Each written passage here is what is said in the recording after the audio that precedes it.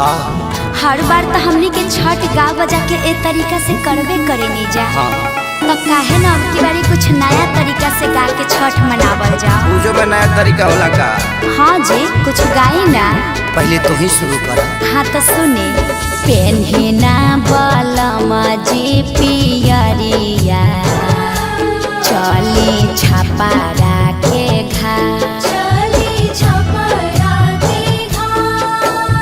का चाही बासा के बहंगिया, बहंगी लेके चलब घाट, बहंगी लेके चलब घाट। काजी पुरान के नियन गावे लगनी, तनी डीजे में गाई। डीजे में कैसे? तू ही शुरू कर। हाय से पेन्हिना बलमा जी पियरिया, ए जी पेन्हिना बलमा जी पियरिया, चली छपारा के घाट, चली छपारा के घाट, का चाही बासा के बहंगिया, बहंगी लेके चलब घाट, बहंगी लेके चलब घाट। ए अम्मा जी तनी रौरो नाची। आदिशक्ति बाट जे पूछेला बटोहिया, बाट जे पूछेला बटोहिया, ई दल के करा के जा, ई दल के करा के जा।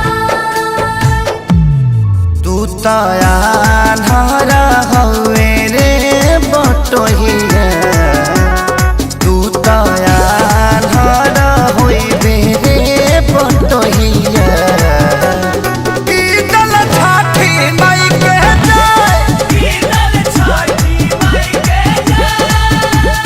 का चाही बासा के बहंगिया, तब बहंगी ना चहका ना जाय, बहंगी ना चहका ना जाय, बहंगी ना चहका ना जाय। करी न सासु आमा जी तैयारिया, अर्घ के बेरा बीतल जा,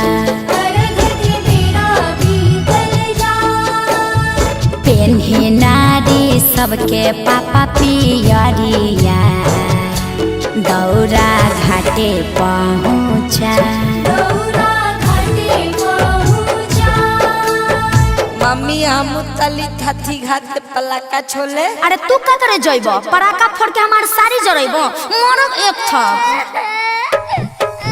छठी घाटे करबे डरामा, ओही जा हो जाई बाबा, ओही जा हो जाई बाबा। यार पापा से बोल, मम्मी मारने की धमकी दे रही है। पापा साफा आतंकवादी हो का? काहे लइकवा के डरोले बड़वा? अरे ना जी, बबुआ पर चटक न जान चलाई है, दिहल हा छठी माई के रात, दिहल हा छठी माई के रात। अच्छा ठीक बा, ना मारब, ई तो हमरो पता बाजी। खीर पावन ह छठी मैया, खुश रहो नैहर ससुराल, खुश रहो आंगना दुआर, खेसारी पवन बले रही प्यार। हे छठी मैया, तनी कश्यप जी पर ध्यान देत रही ह, विवाद से बचई ह।